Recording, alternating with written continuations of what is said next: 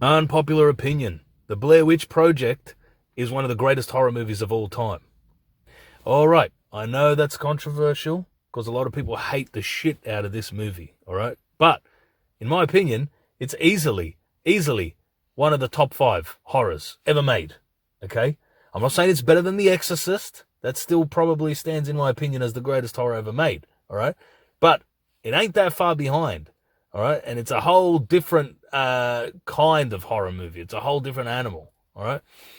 And not just for the fact that it's one of the most profitable movies ever made, all right? Because there's a lot of shit movies that are very profitable. So that's not why it's one of the best, all right? But rarely have I seen a movie build up tension, atmosphere, and a sense of palpable dread like this movie has, okay? And it's all done without special effects, without music, all right? Without a big budget, without any kind of fancy stuff like that, okay? It's genius. It's bare bones. It's minimally scripted, all right? But the acting is fantastic. And if you ever watch a making of documentary or listen to the commentary on how they filmed it, it's genius, okay? These filmmakers, all right, they had a rough outline of what they wanted, story-wise and dialogue-wise, very rough, all right? A lot of it was improvised, all right? And what they would do is they would tell the actors roughly what would happen for the day, but a lot of it was left up in the air and ambiguous, and then they would surprise them with certain things. And the filmmakers were camped a day or so ahead of the actors, and what they would do is they would the actors would continue on with their rough notes and their rough storyline of what they're supposed to be doing and saying, and every night they would get a surprise from the directors, would do something that the actors weren't expecting. All right, some of it was expected, but a lot of it wasn't. And it got some genuine reactions out of the actors. It was a genius way to film it.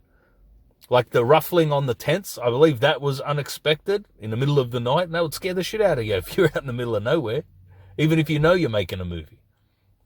All right? The scene where they're running and Heather screams out, "What the hell is that? What the hell is that?" Apparently that was one of the filmmakers dressed in an all-white skin suit, just standing there on the side as they were running. And they were supposed to catch it on film, but they never did. As they were running, Mike just kept filming straight ahead. And as a result, I think it worked out even better. It was even more shocking and sort of thought-provoking, putting horrible images in your mind when you can't see what it was that freaked Heather out. Because then your imagination starts running wild. What could it have been? Was it the witch? Was it a demon? Was it something horrific?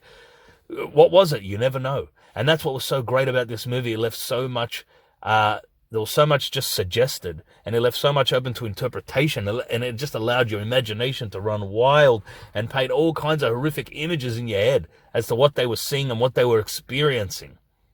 All right? And the setting was brilliant. The woods of Maryland. I mean, creepy as hell. Try not to swear here. All right?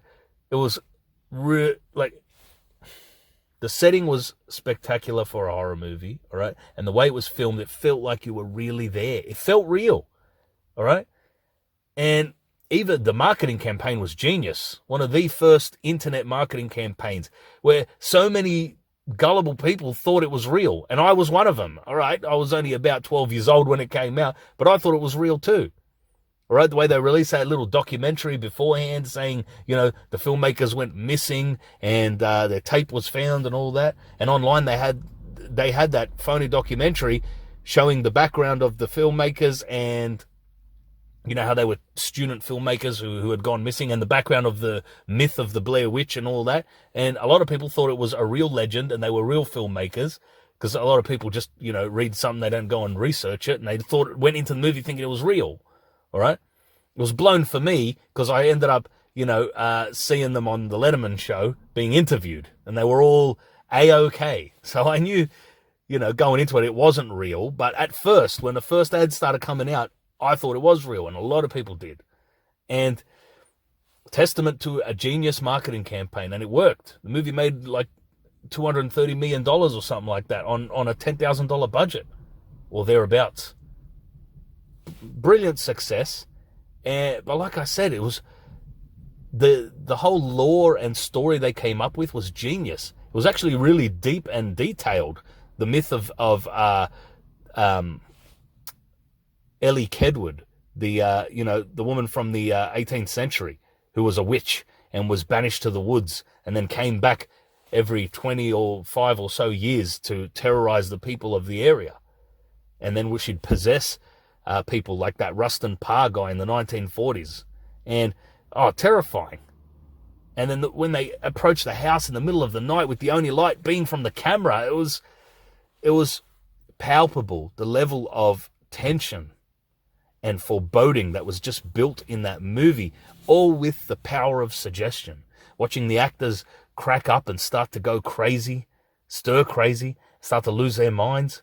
Even at first, when Mike threw the map into the river, kicked it into the creek, I thought that's unrealistic. Why would anyone do that? But when they've been walking in circles for 3 days and he literally thought they were stuck and there was nothing they could do to escape, you kind of understand him going nuts and kicking it, thinking it was useless. And when they came out and found something belonging to Josh's wrapped in that blood-soaked little handkerchief, I think it looked like his teeth. That was chilling. And then one of the most chilling parts is when on the last night when Josh is screaming in the woods, "Help, help!" Well, sounds like his voice. You hope it's him and not someone mimicking his voice. And just terrifying. Terrifying when I first watched it. And I'm kind of desensitized to horror, so I don't really find anything terrifying anymore. But I still feel that same sense of dread, and it still creeps me out every time I watch this movie. Right? And it's a must-watch. If you've never seen it, it's a must-watch at night with all the lights out in dead silence. You have to experience the sound of the woods in the middle of the night in dead silence.